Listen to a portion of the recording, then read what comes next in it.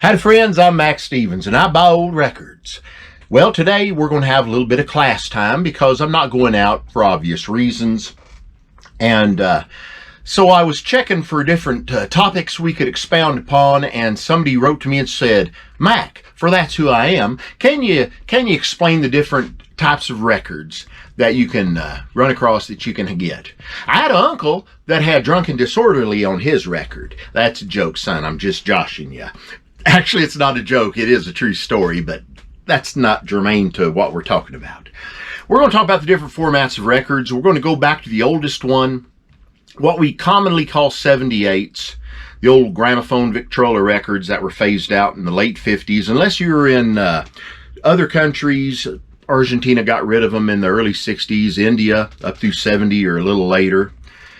And you can still get one pressed up. But they might be 80 RPM, might be 74 RPM, somewhere in the middle. We're going to call them 78s just because it's an easier thing to do. So we're going to start off with a 78 record. This one's nice. No One to Love Me by the Shaw Wees. That's a very, very marvelously rare. 45, it's really tough. 78's fairly tough. And this is a nice one. It's a great record. And this is a 78, which means it goes around 78 revolutions a minute. You put a stopwatch on it, and you could fit about 3 minutes 30 or so of program onto a 78 record. They were also, for the most part, very fragile, very brittle. I remember a story that Carl Perkins talked about when his first record came out. From Sam Phillips. It came out on a little label called Flip that Sam owned. He didn't put them on Sun immediately. When he got his first 2 copies in the mail, he ran, got them from the post office. They were broken. Phillips had just slipped them into an envelope, mailed them that way. A time-honored tradition that a lot of Discogs and eBay dealers will do now. They'll put the best records in the flimsiest envelope and think it's going to get there. And then wonder why that broke. Must have been the Pope. No, it wasn't. You dolt. Bad packing. Well, so that's 78s. They were around from, 1890s with those Berliners and such, all the way up, like I said, into the late 50s for the most part. Well, they got replaced or augmented and then replaced by the 45 RPM. The 78s that I normally deal with are 10-inch size. 45s were generally 7-inch. And they turn slower, so sometimes a 78 on a good system sounds a lot better than a 45. But anyway, and I've got to give a shout out to old John Goldman. He sent me this, one of our people. He sent me this. It's a marvelous thing by Dave Gardner called Mad Witch. If you like songs about witches and witchcraft and such, it's gorgeous shape. This was the standard for ever. You still get them pressed up.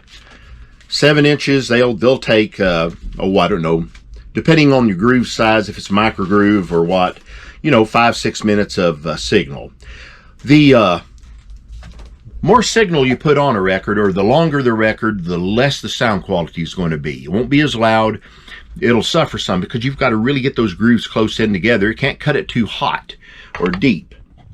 So, at the same time that the 78s, the 45s were phasing in, the 33s came along. RCA had come out with the 45 format. Their competitor, also doing a 7-inch size, was Columbia. They had a 33 RPM. You could get more signal on, but the sound quality wasn't quite as good as the 45s.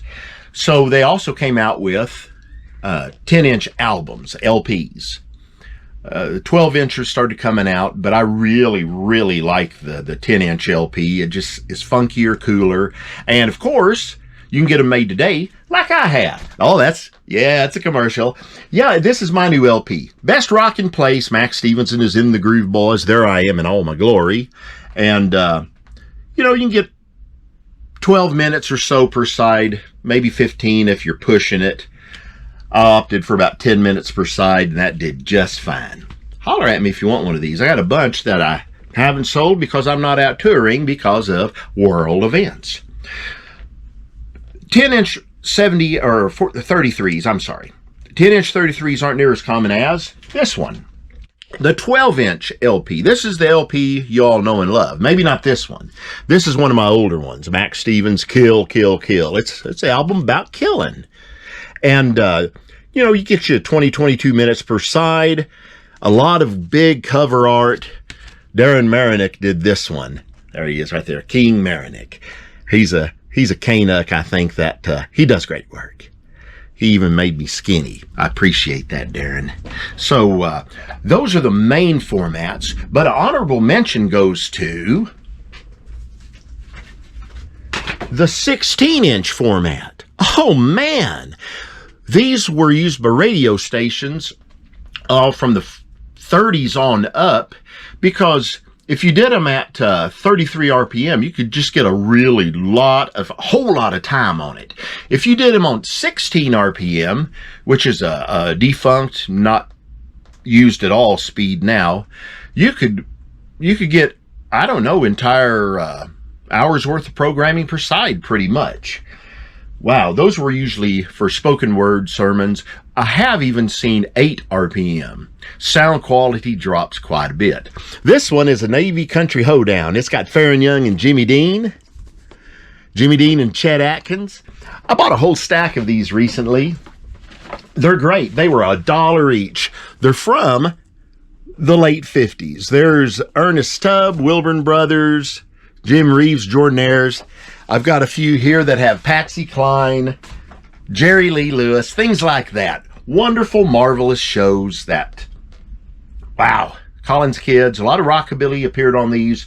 A lot of it was poppies listening. Couple even have Elvis on there. Oh yeah, you find one from the March of Dimes that has Elvis doing a spot. That used to be a big money record. I don't know about how it is now.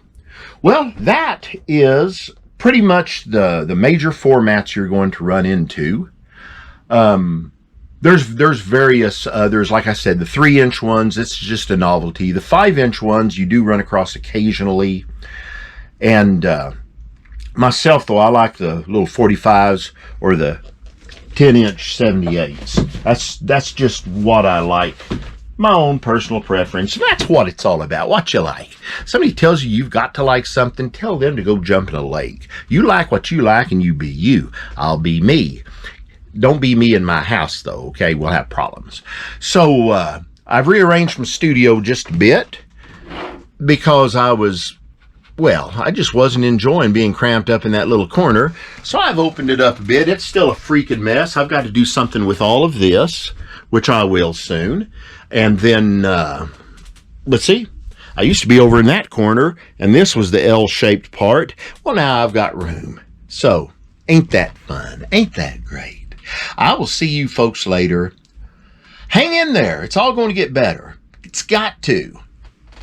Yeah, it does. It's got to. Catch you later, Gators. Write to me. Tell me stuff. You want to buy any of my albums? I've got quite a lot of old stock left. See ya. Bye.